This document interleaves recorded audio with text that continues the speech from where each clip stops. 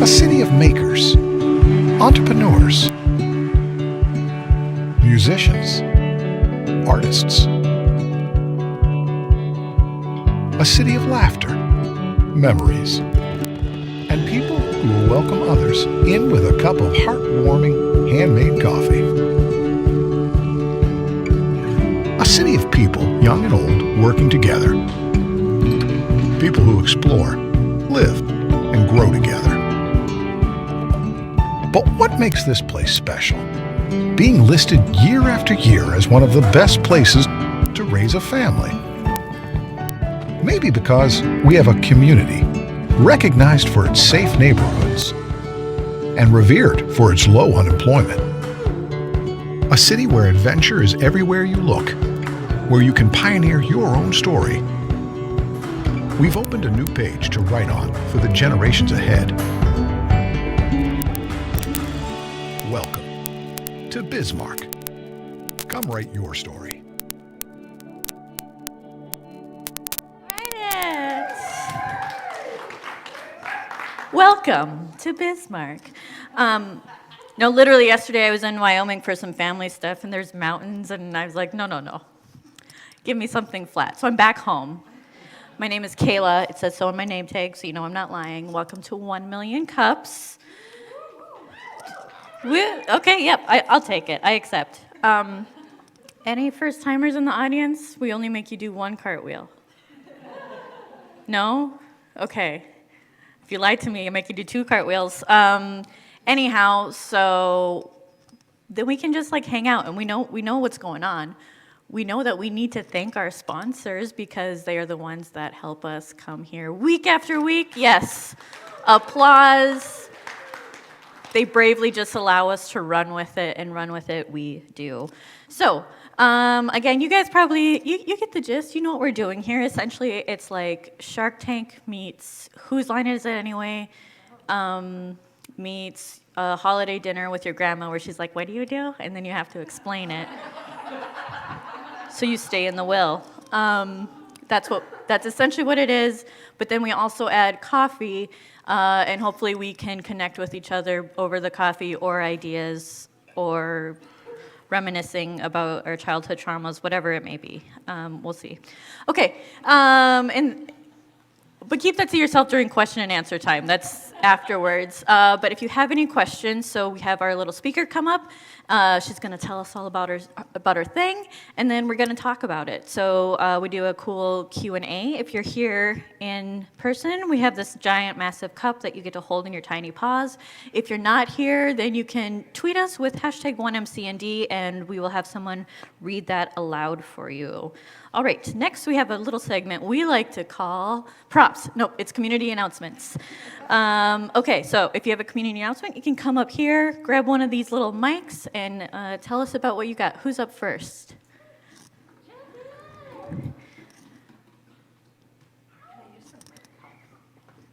I think so, yeah. Put it in your hands and see. It should be on.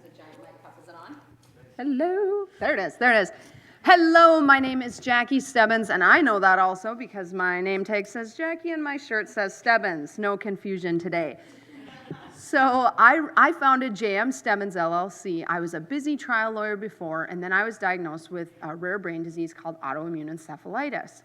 If you have ever read the book Brain on Fire, she put the disease on the map. New York Times #1 best-selling author Susanna Cahalan.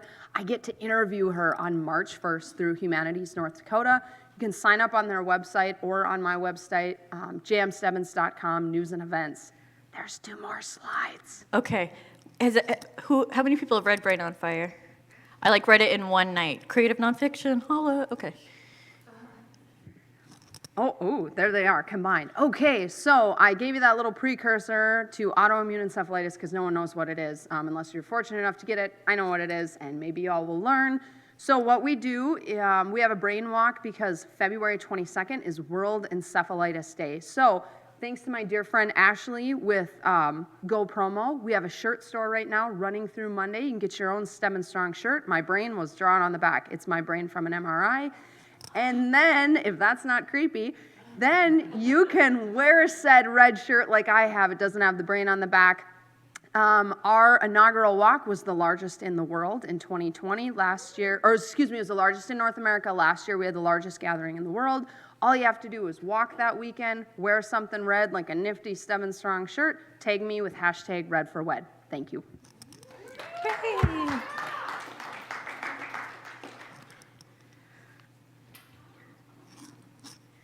It's the name tag club today. We all have our name tags It on. is. I finally remembered I to know, put it I on, know. even though I was driving all the way across town to drop off my dog and was almost late. So anyway, because I take my dog to daycare.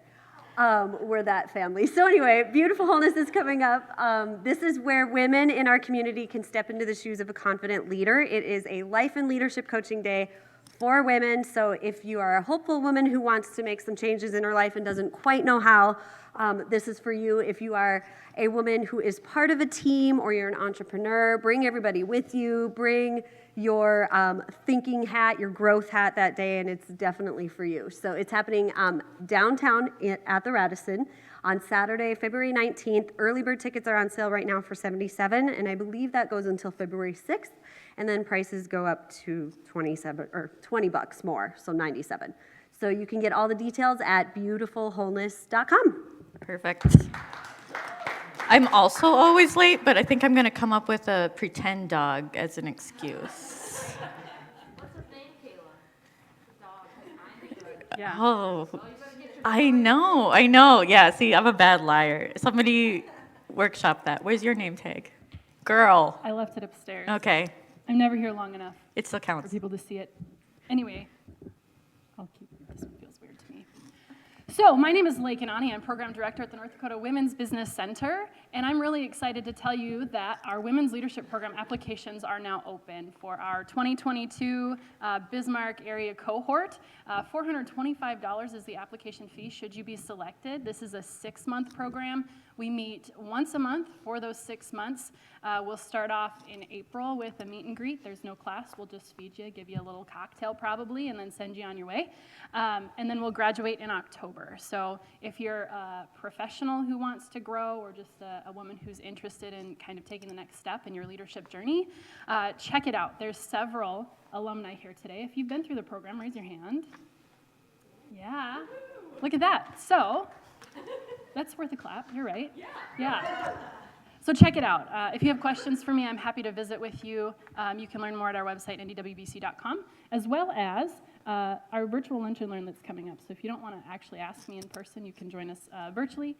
And then I also want to point out that we have a Business Builders Workshop coming up as well. So find out more about all of our programs and events, ndwbc.com, or hit me up with questions. Thanks.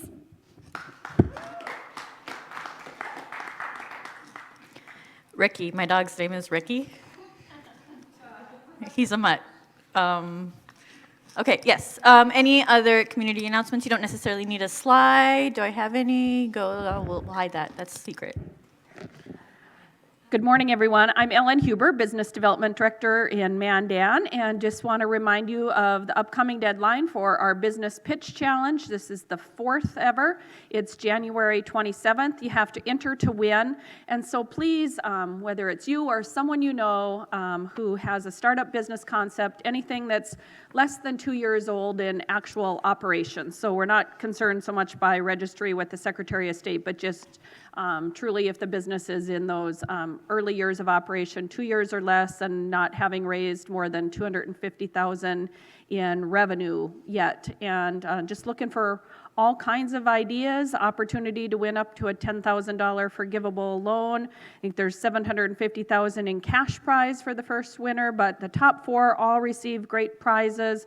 And really, most importantly, the opportunity to just fine-tune that idea to gain further investment and financing to launch it on its way to profitability and success. So cityofmandan.com/business pitch. Pretty simple 2-page application and executive summary, just really articulating what the business is and what kind of value it's providing in terms of product, service, or ingenuity. Thanks. Perfect. Anything else happening in the community? Are you coming? You just readjusting? No. Oh, okay. Oh, you're next. You're ready. And I think there's animation which I didn't need to have, so you might want to reveal. Do I? Oh! And then there's one more. One more. Oh, okay. I feel like Vanna, but not as good. Thank you. I'm too lazy. God, she works hard. Oh, I forgot about this. This is fun.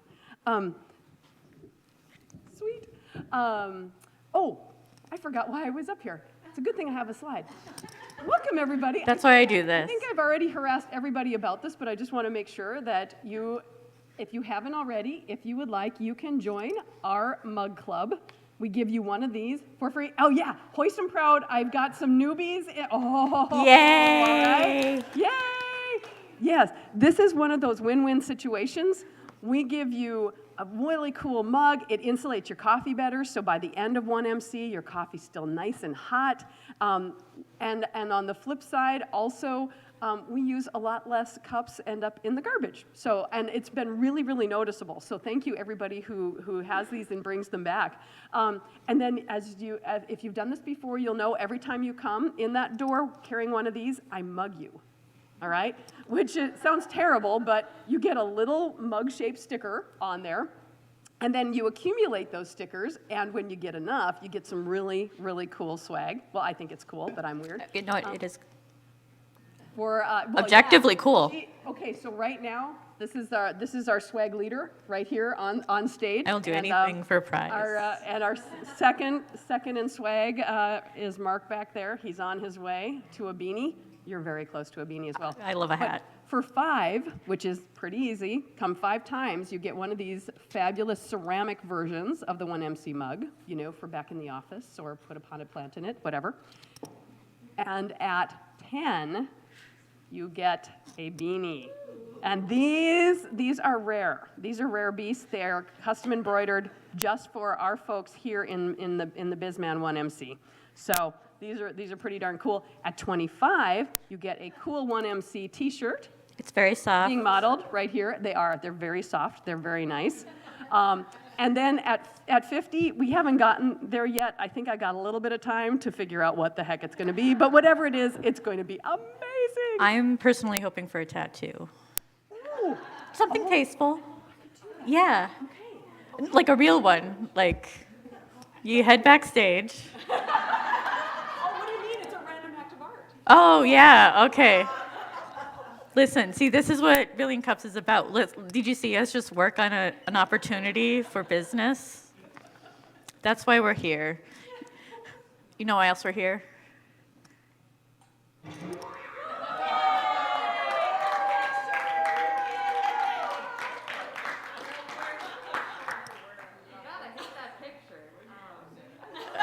I had nothing to do with this part. I didn't do it either. Adam, I'm gonna find you. It most certainly was Adam. Yeah. Everyone say, happy birthday, Kate. Yay. And that's it. That's our show. I'm just kidding. No, but she's very important and dear, and so is that haircut. Adam, when's your birthday? Just so I can prepare. Okay,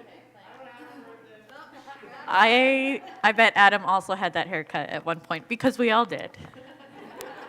It says, I'm businessy, but fun. All right. Here we are at 1 Million Cups. We have a pretty cool presenter with us today. I'm going to tell you a little bit about her, so you get some background information, and it really fills out the character. So today we are excited to have Nicole Gagner with us. She's a teaching and community artist who grew up in Bismarck, one of those boomerangs. She left to study and work in a couple states that have warmer climates than ours. But she came back over 5 years ago with an art degree and a California soil scientist boyfriend, now husband. She found an agriculture guy in California and brought him back to North Dakota. And I don't know anything about soil, but I would like to know how they differ and if he has opinions on that. He has, okay.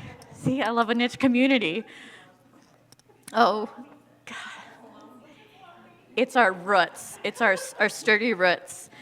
So together they have started a hot sauce and mustard business named after their Bismarck neighborhood, Morningside Heights Provisions. And they've also fostered multiple dogs. That's where I got Ricky. And so now they're busy figuring out how to turn refurbished vending machines into opportunities for area artists. Nicole is active in displaying her own art locally and selling online and across the state as Painter Nicole. You've probably seen some of her work. She teaches visual arts in the community, including doing artist residencies in schools and with the elderly through the North Dakota Council on the Arts. She's excited to continue to grow opportunities for creatives in our community, and she's to participate in some of the following: the Change Network cohort, Springboard for the Arts Creative Leadership cohort, the North Dakota Women's Business Leadership, we talked about that, BizMan Leadership classes, and she is serving as the new Biz Market Board President, and more, because artists never stop. We are busybodies, and that's important. All right, everyone help me welcome Nicole. And it's just that button there. Awesome, thank you. Awesome, well, thank you, everybody. I'm really, really excited to be here. I've only been here as, oh, this is me. I've only been here as an audience member or to do Biz Market announcements before, so I'm excited to actually be up on the stage with the fancy mic. It's very official. So I am here to talk about my newest adventure. Like she mentioned, with my husband Scott, we started Meadowlark Mercantile. The idea really came from how can we make opportunities for artists in our community, because I have been working as an artist in this community for over 5 years now, and I know that there is a lot of opportunity there for not just artists, but people that are creative, people that want to make things. And so Meadowlark Mercantile, our mission is to make Central North Dakota a more interesting and creative place to live and play, while giving artists opportunities to sell and share their work in unconventional locations. So a lot of that has led to really fun opportunities to collaborate with different locations, to collaborate with different artists. And so that has been really, really fun to work with other people that think that this is an interesting idea to get that off the ground. So this is us. I am a teaching artist, I'm a painter, and I have been doing more and more community art, and every step of the way, my husband Scott has been there with me. He's super supportive. He's also very creative in his own way. Really good cook, but also just one of those people that can kind of problem solve everything. Very much a jack of all trades, and really probably too good at solving problems. I'm like, oh, Scott will figure it out, and he usually does. So that has been really handy. So this is kind of where we started to where we are going now. Like I said, I just kind of had the idea, like, could we refurbish vending machines? What would that look like? So started with a little candy machine that is still at Nodakian Studios, still waiting to get maybe coin operation or something. Right now it's just like one of those fun pull the levers, but that was a really big learning process for us. Like, it turns out not all vending machines can be updated to take credit cards. Who knew? So that's been a fun learning process for how old the vending machines work for refurbishing for us. And it's genuinely been a learning process, but with all those challenges have been lots of opportunities also. So on the right there, that was our very first pop-up at TEDx last year. So that was really fun. I got to actually stand there and see people engaging with it, people going, oh my gosh, it's falling out. Like, well, you know how a vending machine works, but they were really, really excited to see it. So that was really fun to see. So like I said, we've had some challenges, some setbacks, but we've met lots of great people, like the Northern Plains dance dog. This is Sweetie. And actually, Northern Plains is really fun. Every time I'm refilling the vending machine, there's usually some little dance kids that are like looking over my shoulder and really excited to see what's going in the vending machine. We've had some setbacks. It's kind of a funny one now that we're past it. The vending machine was supposed to fit through standard doors. Apparently not all doors are standard. Like, I thought it was a standard door. The vending machine disagreed, so it was like about a ½ an inch too big. So now Cardin's has a different vending machine in there, so we worked it out. And that's actually the vending machine that's at Toasted Frog now. So we've had lots of partnerships. Dakota West Arts Council has been a supporter. The Bismarck-Mandan CVB had our first vending machine, which they're not as busy in the winter, so they'll get another one in the summer. Cardin's Framings, Northern Plains, and then over in Mandan, we have one at Dialectic. They've been super, super supportive. Hannah's always like, oh, you don't have cash? That's okay, we have cash. So she's been really, really great. And we have over 20 artists in those 4 vending machines right now. So that's been lots of opportunities for artists when really all I tell the artist is, hey, this is the size of the coil, this is what will work and what doesn't, and then artists come to me with their ideas. I can give them feedback on what will probably get stuck or what won't work, but they get to set their own prices. That's really important to me as an artist. I want the other artists to get paid also. I want them to value their time and value their work, and so we can help coach them through that. And so that's been really fun to get that going. I've said fun so many times, but it is really fun. So here's kind of a close-up of some of the things in the vending machines. And as we've built all of these partnerships with these locations, as we've built this network of artists, really, we're getting more and more artists constantly. So then that kind of leads us to, what do we do next with this? What do we do with these partnerships and all of these fun collaborations with artists that we're building up? And so that is leading to, with a little bit of a seed grant from the Change Network, we're starting our community-supported art box. So we were inspired by the idea of CSAs. You might have heard, I'm on the Biz Market board. I'm a big fan of farmers, and I'm a big fan of CSA boxes, but this isn't my original idea. This is an idea that has been proven to work other places. Springboard for the Arts does it. The Arts Partnership in Fargo does it. Basically, it gives the community a chance to say, hey, art is important to us. We want to invest in local artists. So you buy a share of the art, and then artists apply and are chosen and get to make 50 pieces for these art shares. So our events are supporting over 9 local artists, because we're also having other extra fun stuff designed to go with the boxes. And we'll have 3 local pickup events. You will have the option, though, if you are a little too far away, or if you are supporting North Dakota artists but live in California, something like that. We are also shipping our boxes. And then you'll be able to see some of the art events online also. But the pickup parties themselves are a fun event too. So lots of different ways to enjoy all of that. And it was just really important for Meadowlark Mercantile, as we're growing, to be able to grow opportunities for artists and for the community.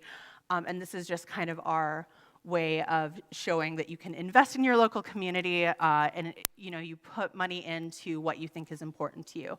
And so our first pickup party is in February at Dialectic, and that's going to be a really fun event. We're going to have entertainment from Northern Plains Dance, and we have our first 3 artists there. So I'm super excited about that. That's kind of a fun thing that we're growing into, the community-supported art.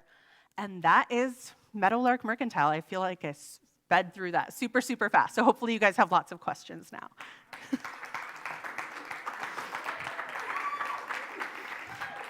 Well, yes, I can hold on to that. I have so many accessories now. We can go to these lovely chairs. We'll just have this cute little just a little coffee talk. Yeah.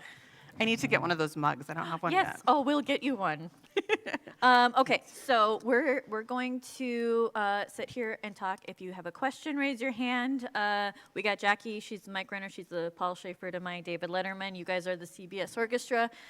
So make some noise. If you're not here with us, you can use hashtag 1MCND.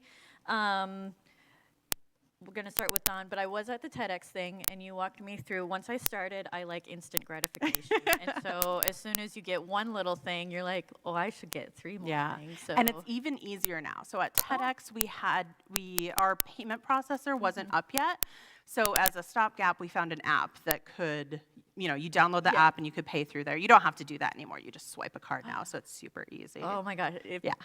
Fewer barriers for me to get trinkets. Yeah, you had some vintage pins, which I'm into, and it was so nice to just have them packaged instead of me digging through some weird at a store.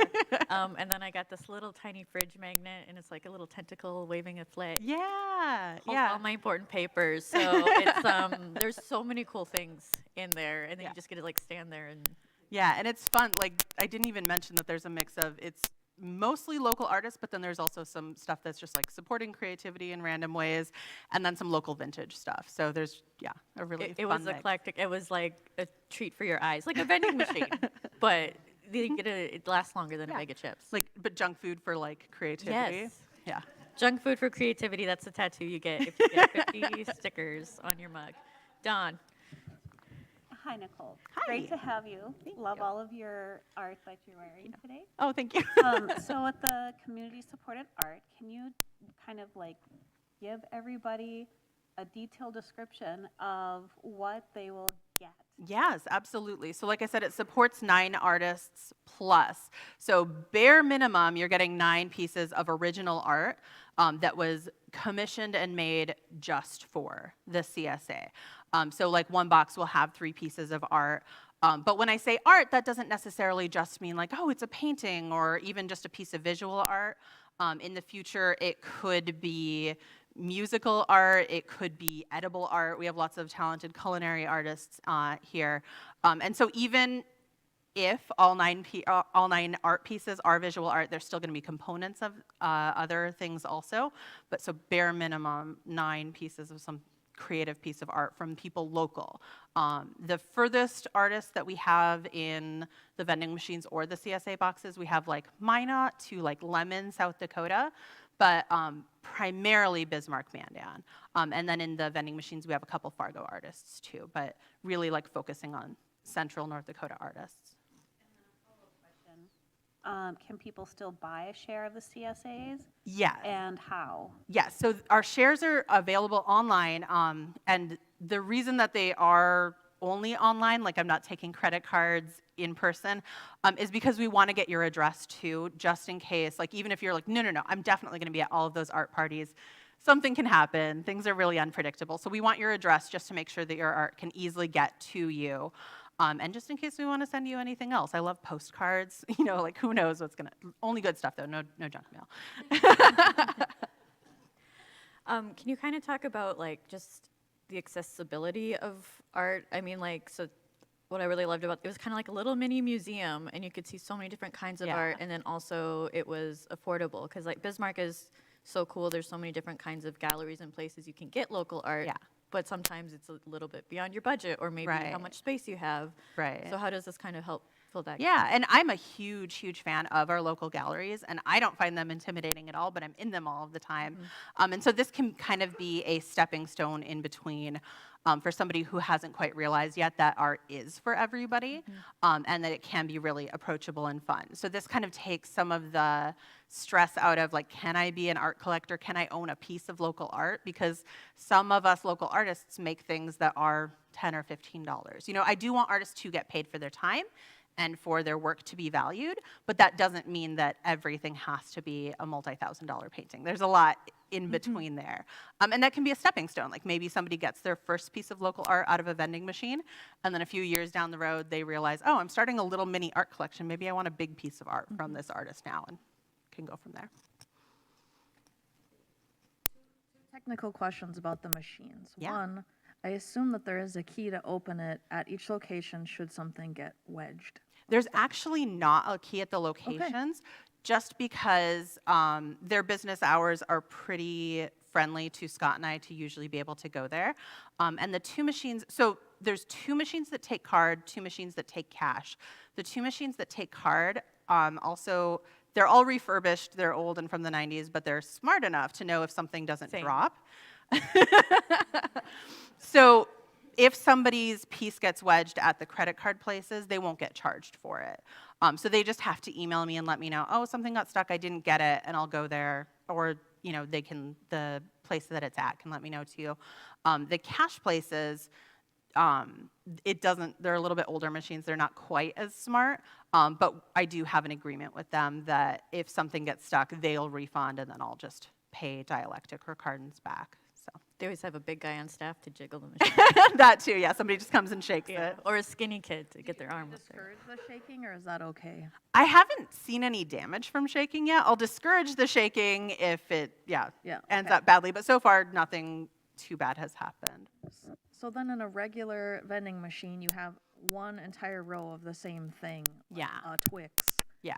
So is that how they're set up, or you're like, They're "Oh, I set want up for the 1-3 same back." price along there, Okay. but like Whitney sells her adorable magnets, they're all the same price, but they're all different paintings in there or different pieces of art.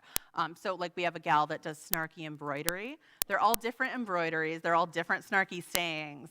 But that kind of works out fun in the vending machines that you might buy the one in front, it drops, and then you see the next one comes up, says, freak in the streets, lady in the spreadsheets, or vice versa, something like that. And you're like, oh, well, I need that one. And so you'll buy the one behind it too. And that's okay. Accumulation is Yeah. kind of a big. Yeah, I mean, It's if you easy. bought one little snarky cross stitch, why wouldn't you just go and buy What's to another stop one? you? Exactly. Yeah.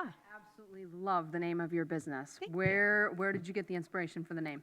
I knew that I wanted it to represent local. So I was thinking of things that felt central North Dakota to me, not just Bismarck, Mandan, but like what was something indicative of this area, and what were we doing? We were trying to make this like curated little boutique in a vending machine.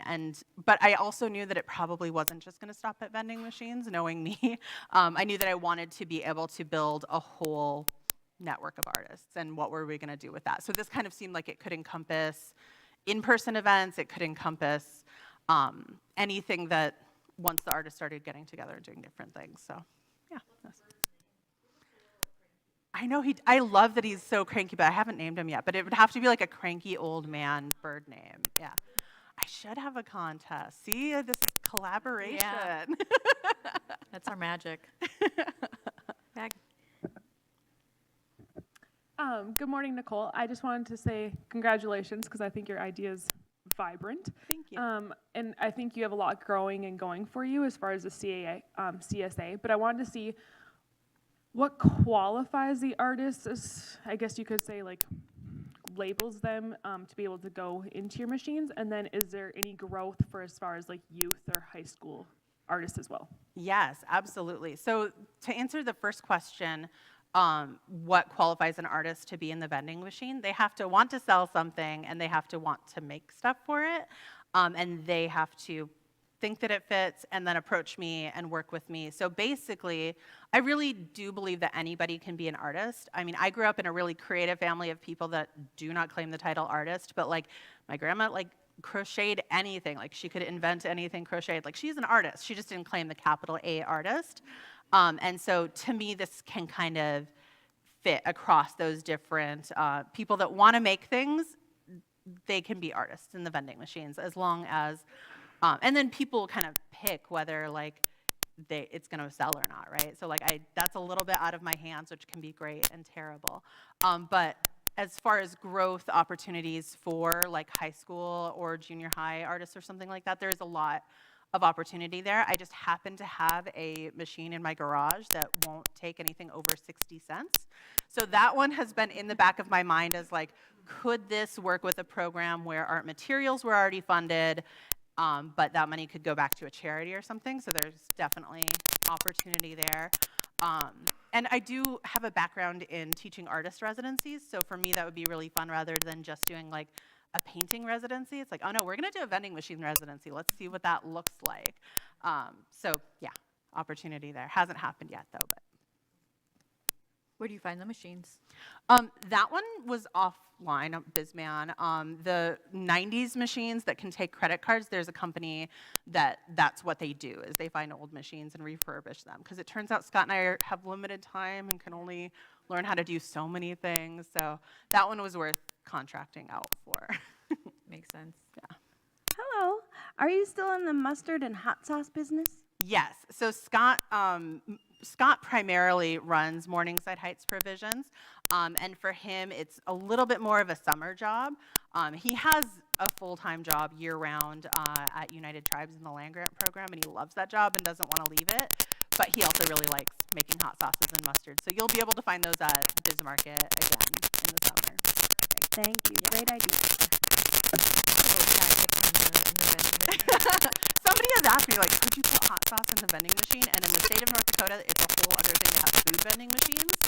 So there's not yet. Always some kind of red tape. Fine, I'll hold on to that idea Not yet. for later. Have you noticed, like, is there a certain product or type of item that really sells out pretty fast? Things that are surprises people really like. So like we have grab bags in there, and they genuinely just have a mix of like some watercolors, but some things that I found at garage sales, or some things I was hanging on to for art classes, and it turns out I'm not going to use them, so now they're in grab bags, and people love grab bags. But also like surprise things like, oh, you don't know what type of macrame this is going to be, and it's like a surprise thing. People really like that. I saw, yeah, you kind of work with, is it the library too? Like there was, Yeah. tell me about that. Yeah, so that's been a really fun collaboration. The Bismarck Friends of the Library, they wrap up a book, write a little description of it, and then you can kind of read the description.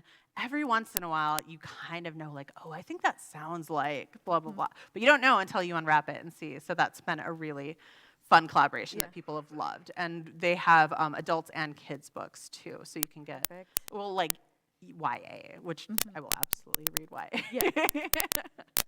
So yeah, that's been really fun. You go over there. Good morning. So we've talked vending machines and the CSA art boxes. What other ideas do you have for Meadowlark Mercantile? And are you looking for a lot more locations for the vending machines? The hard thing about more locations for vending machines isn't willingness of locations. Lots of people are open to the idea. It's more that a working vending machine, especially one that takes credit card, is a couple $1,000s, and so there's like a little bit of capital there. And then also just how much time can Scott and I stock and maintain. But that's absolutely in the back of my mind. Like, does growing this is the best thing for the artists, more vending machines? Because then what does that look like? Do we employ an artist to stock vending machines? Do I employ an artist to learn, how fixing a vending machine works? So that's a possibility for growth. And it's also like if artists want to do in-person events like nighttime markets or other things like that, it'll really be led by artist collaboration and what people are interested in, what customers want, what artists want, the best way to connect them. That'll just be kind of a learning experience and a little bit of trial as we go. What do people want and what brings people out? Go for it. So then I have a follow-up question to Ellen's question and what you just were talking about, Nicole. So you were talking about allowing the machines and such to dictate what happens next. But there is a party for artists coming up somewhere, right? The CSA party? Yeah. Yeah, so that's at the end of February. The first one is at Dialectic, and the second one is going to be at Northern Plains Dance. To meet the artists. Oh, yes. Thank you, Dawn. So if yes. you want to meet the artists, Yes. and you should buy a box. Yes. So, and even if you're like on the fence and you're like, I don't know if I trust these local artists, are they really going to make good stuff? They absolutely will. But if you want us to prove it to you, at the Unconventional Cookies House, we're having a Meet the Artists party. So you do have to RSVP. The link to that is online, but just a chance to have some snacks, have some drinks, meet the artists, and ask even more questions about their art. There's going to be community-supported art box artists there, but there's also going to be vending machine artists there too. So kind of a fun mix. That is January, the last Friday in January. Does that sound like the 28th? 28th. It's a collective like secretarial job out there where I'm like, I forgot all the details. Help. Yeah, it's like live Google. We appreciate it. It's all about community. Exactly, yes. They're plants. Two questions. One. Drop myself. Got it. One business, one maybe a little bit more personal. Sure. On the business side, so do you get a share of these sales? You've got obviously some significant costs that you need to offset and pay for your time and such.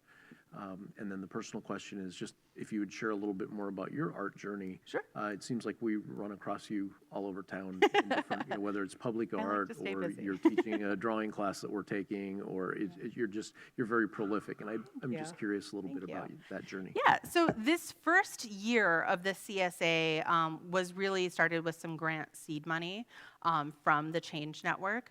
So I really haven't been paid like a share of that or anything, but I'm happy that it's being sustained and it's going to hopefully roll into the future to be self-sustaining. And to be self-sustaining, it does have to pay everyone, including an organizer, artist, like that's part of sustainability. I'll work for free for a little bit, but not not forever. And then, yeah, my personal art journey, I really, my background is as a painter. I love painting from life. I like being out in the sunshine, and then teaching people how to paint really led to this community collaboration journey, realizing that everybody has their own thing to add. Everybody's creative in some way. Not everybody is a visual artist, not everybody has to be, but how can we all work together to make everything more creative and interesting? That to me was just super important to keep chasing that. Like that's what makes Bismarck interesting to me, that so many people are really supportive of seeing other people succeed and seeing other people be creative and do what they want to do.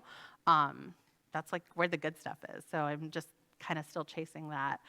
So some of that stuff has been community collaborative murals, different kinds of artist residencies, things like that. And I'll keep doing those forever too, but this is just another way to kind of bring people along and see what they want to do. So you left, then you came back. Was there any reason, were you like, was there any trepidation about like, how am I going to build this artist community? You always kind of knew. Was there like, usually people grew up here like, I know where to find it, but. Yeah, so I really did come back though thinking like, oh, this was going to be a temporary thing. I didn't come back thinking, oh, North Dakota is the place where artists make it. Not at all. But once I got here, so I got hired at a completely different job doing software support. They were a great company.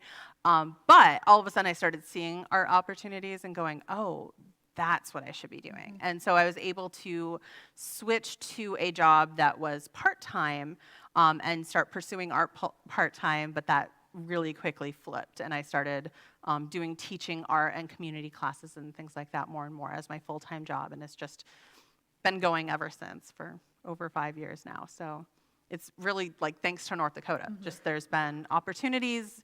If you show up and want to make stuff happen, it's there. So. Absolutely. You're also, you've kind of mentioned the Change Network, which is part of the Bush Foundation, and then like the North Dakota Women's Business Leadership thing. So what do you see as the value of kind of joining these different organizations or kind of getting involved in these leadership type of courses? Well, I love meeting people that think differently than me, and like being able to challenge each other. Because if I only surrounded myself with visual artists, we would all kind of think the same way, and that'd be really boring. Like if I had married a visual artist, we wouldn't be able to do this because we think about things so completely differently.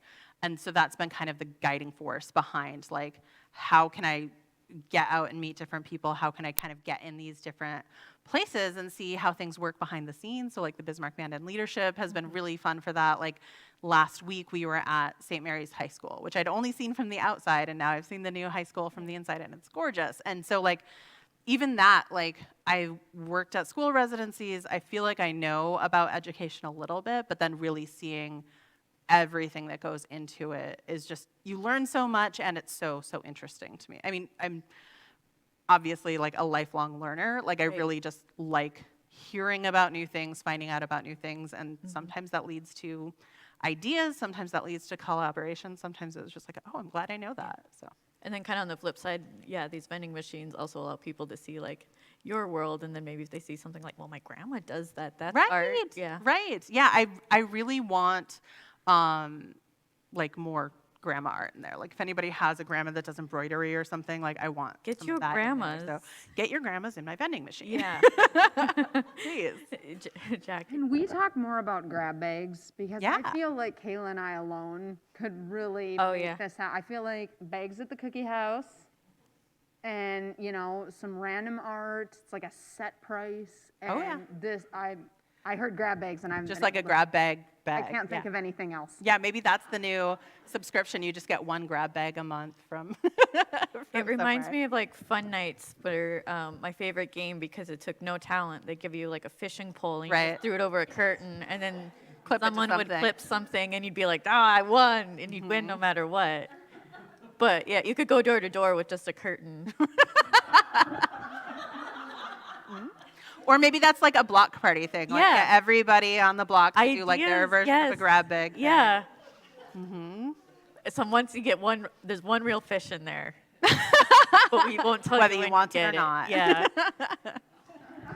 Have you, this is kind of retro, having physical media for music, but is there a way to sell music in the machines, or using like a QR code to get a download, or is that not an, And like physical retro music is making a comeback. There are places to press records and to make actual like mixtapes. Like, I mean, having a player for those is a whole other problem. But yeah, I am absolutely open to that. So that would be a collaboration with somebody musically brained that wants to make that happen too. But yeah, well, and it would be even easier in the CSA boxes, like put in a little thing with a QR code or something like that, or we email you music. But there's a way to make it happen in the vending machines too. Mm-hmm. I thought I'd speak up because I have a little bit of trepidation of this because I'm not an art person at all. Okay. But I have vending machines. Oh, cool. That's what we do. Cool. Well, so we should talk because So if you have any issues with your vending machines or credit card readers or anything like that, we've learned that whole process. Okay. So, get me your card. Yeah. But I just we're incredibly busy and we have so much going on, but we'll try to do what we can do to be happy. And we're local here. Cool. I've presented up there as well. Oh, cool. And so I just thought I'd let you know. And by the way, you don't want people shaking your vending machines. There you go. They all have computer boards in them, and That's you know a really what good happens point. when you shake your computer. So don't shake the vending Don't machine. shake it. And Yeah. don't listen to me about anything. It upsets them. Did anyone else get goosebumps? That's what Mailing Cups is about. Okay, we got vending machines, now we just need grandma art. So somebody else, any grandmas out there? I do teach at the Burleigh County Senior Center, and they have an adorable little gift shop there. Yeah. But they've been COVID things really Right. busy. Their mind is on other stuff right now. Yeah. So They're thinking of ideas, new patterns yeah, for their they're all at sassy home stitchery. stitching right Yeah. now. Exactly. What is your goal? To have a vending machine on every street corner or focus more on the CSA boxes? Like, my head, I'm just thinking like hospitals at their gift shop would be cool to have this, or I just see lots of things. So I'm wondering what your big picture and what your plan is. Well, and I don't know if every corner needs an art vending machine, and I don't know if I have the manpower hours to stock a vending machine on every corner, but what I do want to chase is where does need local art. And so if it's getting Meadowlark Mercantile artists in gift shops, what could that look like at different places? So it doesn't have to be a vending machine, although now that I've got a hookup with helping maintain them, maybe, but yeah, it could absolutely grow into online sales, helping manage that with artists or gift shops or other things like that. It's really going to be led by what the community wants to see. Like when we try out little things like we're trying the CSA box and we tried the vending machines, when we try out other things like that, what really gets a big response. And then we'll just keep doing more of that as the artists are interested in it too. yeah, one more thing I was just going to mention. Like you said, I don't know where the vending machines are actually would work for stuff like that. But for example, we got the contract recently for the Parks and Rec. And so they have a new art center going up over there in, around BSC area. And we're going to put a vending machine in there. So I'm wondering, we could have a couple slots of art in there. Creative stuff. Possibly. It might Yeah. work really well in Yeah. a place like that. Yeah. Yeah, and it's super like interesting thinking about, because I know that some places that have gift shops see it as like, could it be competition for their gift shop? But the artists that are in our vending machines and in our CSA boxes and things like that aren't necessarily the artists that are already selling there. So it's a whole different market of things that artists could be putting in there. So it's not competition. It's just more fun local stuff. So very much more is more. Mm-hmm. So you had one at like TEDx. Can people contact you and be like, I have an event, I want something interesting?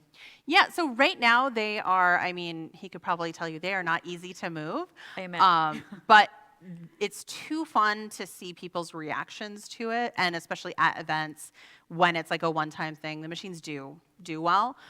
So it's not something that is part of the business model right now to do events, but it's not something that we're not open to. So maybe. Yeah, makes sense. You kind of mentioned COVID just a little bit, and then like being in the community. Before this, we were talking because I've been watching a lot of TV, but so there's a show called Station 11, and it's post-apocalyptic. There was a virus. Oh no. But it's like set in the future where like they got the basic survival down, and it's a troupe of actors. They do Shakespeare, but like so they're kind of thing is survival is insufficient. So we were kind of talking about like the necessity of having art, especially in times like this. Yeah, absolutely. And like the CSA boxes and the vending machines are things where you can engage with art, but not necessarily be up super close to people. You can be isolating at home and get an art box. And so that's something that I think is always going to be baked into the idea now, is that art is important, and it is part of like what makes life interesting and why we want to keep doing it and keep engaging with things. But yeah, keep opportunities open for. Are you always looking for artists for and I think that's the other thing, isolation isn't new in North Dakota. We have hard winters, and that's why everybody is a little bit of a creative, because in the winter you're like, what am I going to do? I guess I'm going to carve the like furniture or something. So absolutely. There's got to be people out there who've been whittling the table. I don't know. They're in the middle. Hello. Okay, so I'm kind of curious, and it may be a little early, but have you seen any product selling trends at different venues, or just across the board? But I'm kind of specifically interested at like what goes at certain venues, if you've seen any like that. Yeah, the two vending machines that are in more bar-y locations, so Dialectic and Toasted Frog, those sell a lot more like kind of snarky, kind of silly things. Grab bags do well everywhere, but Northern Plains and Cardin's sell a little bit more like actual artsy stuff, or things that are just like a little bit more geared towards creative things. So there are some kits in there. I would say the vintage pins, because we have some vintage buttons and vintage enamel, those specifically have sold far and away the best at Toasted Frog. And I think it's just a little bit like you were saying, like it's like somebody dug through piles at thrift stores for you, and then you're kind of at a fun little bar anyways. So like, oh, now I got an enamel pin too. So yeah, I would say like kind of more silly, snarky stuff does a little bit better at bars, and then the other two places a little bit more artsy, creative stuff. Earring kits do well at Northern Plain Dance. Hi. Hey. Oh, is it? Okay. Okay, so let's say that I'm an artist who sells something big, like I make handmade kites or something, and I'm like, I would love to be a part, but I know it won't fit in the vending machine. How open are you for people to just come and be like, hey, here's what I do. Can you help me? Like, do you want people to do that? Oh, yeah, absolutely. Very, very open to that. Yeah, that's not even really anything that I talked about, but that has been a big part of Meadowlark Mercantile, is kind of taking either established artists and helping them come up with new ideas, which artists are great at ideas. It's just fitting it into an almost literal box of like, well, it can only be this big. Can't put me in a box. But also we have artists in there that have never sold anywhere else too. And so those artists came to me and said, well, this is what I want to make. Will it work? And usually it's either like, yes, but, or, like, yes, but it has to be down low so it doesn't break, or it has to be on one of the edges so it doesn't knock something over. Like different things of different sizes kind of interact in different ways in the vending machine. But yeah, that's absolutely something I'm open to, is that kind of mentorship of like, what does it take to make art for sale? Because it's different when you're making, especially if you're just making one painting for fun. That's amazing, and everybody should make things for fun. But if you're making things for sale and you want to do 10 of them, they don't have to be exactly the same, but they should be similar in some way. So kind of talking artists through that.